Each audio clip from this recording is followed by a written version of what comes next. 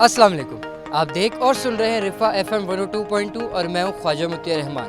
سامعین و ناظرین، آج میں موجود ہوں Riphah international university Gulberg green campus کے اندر۔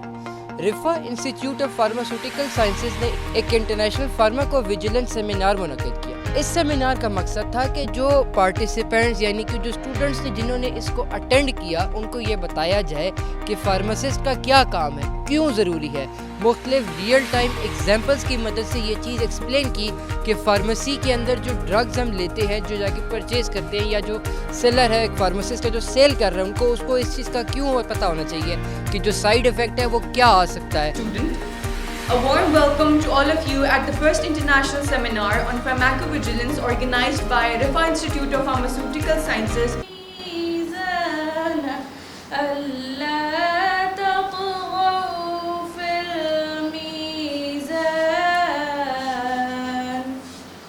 Faculty members and dear students, Assalamu alaikum wa rahmatullahi wa barakatuh. On behalf of Rifa International University Gulbarga Greens Campus, it is with great pleasure to welcome you all to the international seminar. Keep on improving our quality of education and research. Our quality will not make much difference. کے لیے کہ اگر آپ اپنی ان studies کے اندر، اپنی اس research کے اندر یہ والے بھی ایسپیکٹ شامل کریں تو کیا یہ بہتری کی طرف جا سکتا ہے یا نہیں جا سکتا۔ جزاک اللہ خیر اور thank you so much.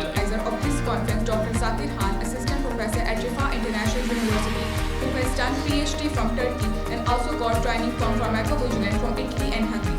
Sir, please. Esteemed faculty members, dear students, online participants, and respected national and international speakers for joining us in this international pharmacovigilance seminar. سب سے پہلے آپ کے آنے کا، اس پروگرام کو کور کرنے کا آپ کا بہت شکریہ۔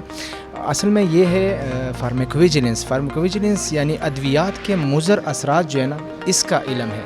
تو آج یہ ہم نے آرگنائز کیا، یہ انٹرنیشنل سیمینار تھا۔ اس میں ہمارے پاس انٹرنیشنل اسپیکرز ہیں، آسٹریلیا سے، ملیشیا سے، اور ہمارے پاس جو ہے نا نیپال سے ہیں، اور پاکستانی نیشنل لیول پہ ہمارے اسپیکر ہیں جن کا فارماکوویجیلنس پہ بہت اچھا کام ہے۔ تو میں اپنی بات کروں، میں نے ترکیہ سے PhD کی ہے، اور میرے پاس ایراسمس ٹریننگ ہے اسی فارماکوویجیلنس میں، اٹلی اور ہنگری کی۔ تو میرا جو ٹاپک تھا وہ فارماکوویجیلنس اوور ویو تھا کہ پاکستان نے ابھی 2018 میں فارماکوویجیلنس سینٹر بنایا، لیکن دنیا ہم سے بہت آگے ہے۔ جس طرح اٹلی کی بات کریں 1975 میں انہوں نے سٹارٹ کیا، ہنگری نے 2001 میں سٹارٹ کیا، ترکی نے 2005 میں سٹارٹ کیا، ایون ہمارے جو ہمسایہ کنٹری ہے افغانستان 2016 میں انہوں نے سٹارٹ کیا۔ تو ہم دنیا کے مقابلے میں کافی پیچھے ہیں۔ تو یہی اویئرنیس سیمینار تھا کہ ہم لوگوں کو بتا سکیں کہ فارماکوویجیلنس کیا ہے۔ اگر آپ کے گھر میں کسی دوائی سے کوئی مضر اثرات آپ کو آتے ہیں تو اس کو رپورٹ کیسے کرنا ہے، آپ نے اپنے سینٹر کو، پاکستان میں جو سینٹر بنا ہوا ہے اس کو رپورٹ کیسے کرنا ہے۔ اور اسی میڈ سیفٹی کے حوالے سے ایک سافٹ ویئر ہے جو ہم موبائل میں ڈاؤن لوڈ کر سکتے ہیں، اس کے حوالے سے آپ گھر بیٹھ کے اپنی جو ادویات کے حوالے سے مضر اثرات ہیں اس کو رپورٹ کر سکتے ہیں۔ Into 9,000 euro in inpatient setting. A minimum of introduced just to ensure that there is sufficient regulatory compliance to ensure the drug safety while considering the concept of the pharmacovigilance. بسم اللہ الرحمن الرحیم۔ آج کا seminar جو ہے رفا international university نے فارماکوویجیلنس کے حوالے سے کنڈکٹ کروایا تھا، اور جس کا مقصد یہ ہے کہ جو ادویات استعمال کی جاتی ہے اس سے ریلیٹڈ جو ایڈورس ایفیکٹس ہوتے ہیں، جو غیر مضر اثرات ہوتے ہیں، ان کے حوالے سے جو ہے نا اس کی رپورٹنگ کے حوالے سے پاکستان کے اندر اگر اس کانسیپٹ کو ہم دیکھیں تو یہ ایک نیا کانسیپٹ ہے۔ ہمارے جو بہت سارے پیشنٹس ہیں، ہیلتھ کیئر پروفیشنلز ہیں، ایون وہ بھی اس کے حوالے سے اتنے اویئر نہیں ہیں۔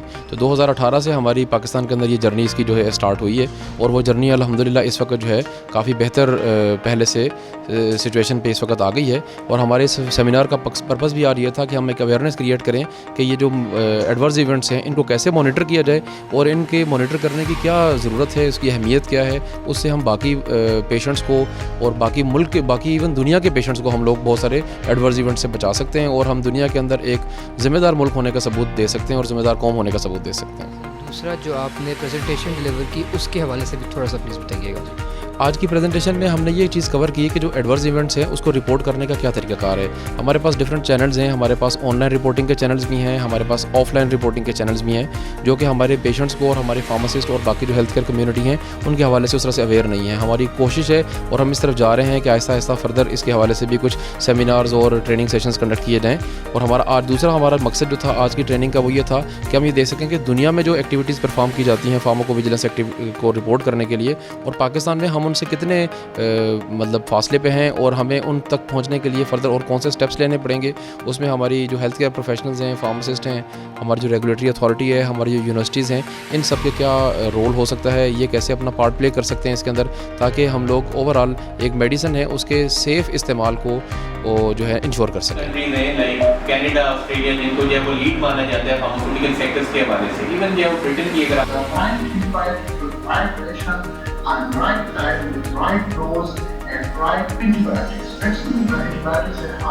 تھنک یہ رفا انسٹیٹیوٹ آف فارماسیوٹیکل سائنسز کا بہت اچھا انیشیٹو ہے, کیونکہ اس طرح کی ٹاکس پاکستان میں آج نہیں بلکہ آئے گی اس کے 2 سال پہلے اسٹارٹ ہو جانی چاہیے تھی. آئے دن ہم نیوز آرٹیکلس میں سن رہے ہیں کہ کاؤنٹر فیٹ اور سب اسٹینڈرڈ ڈرگس کی وجہ سے کافی زیادہ پیشنٹ جو ہے نا کف سیرپ وغیرہ ان سے سفر کر رہے ہیں.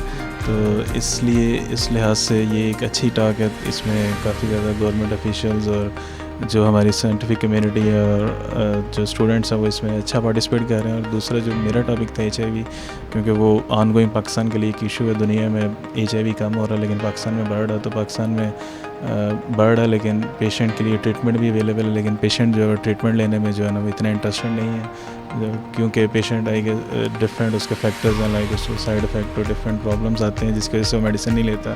تو اگر فارماسسٹ وغیرہ کو شامل کیے جائے پیشنٹ کیئر پروسیس میں HIV کی ٹریٹمنٹ میں, تو فارماسسٹ جو پیشنٹ کو چیلنجز آ رہے ہیں HIV ریلیٹڈ ٹریٹمنٹ, تو وہ ان کو بیٹر جو ہے نا آنسر کر سکتا ہے, اور ان کو جو ڈرگ ریلیٹڈ سائڈ افیکٹس آ رہے ہیں, اس کی فارمیکو ویجیلنس ریلیٹڈ جو پرابلمز آ رہے ہیں ان کو ڈیل کر سکتے. تو اس لحاظ سے یہ بھی جو سیشن تھا آج کا یہ بڑا یوزفل تھا. دنیا نے اگر کر لیا تو ہم اس کو جو ہے وہ کیا کریں, کاپی کریں.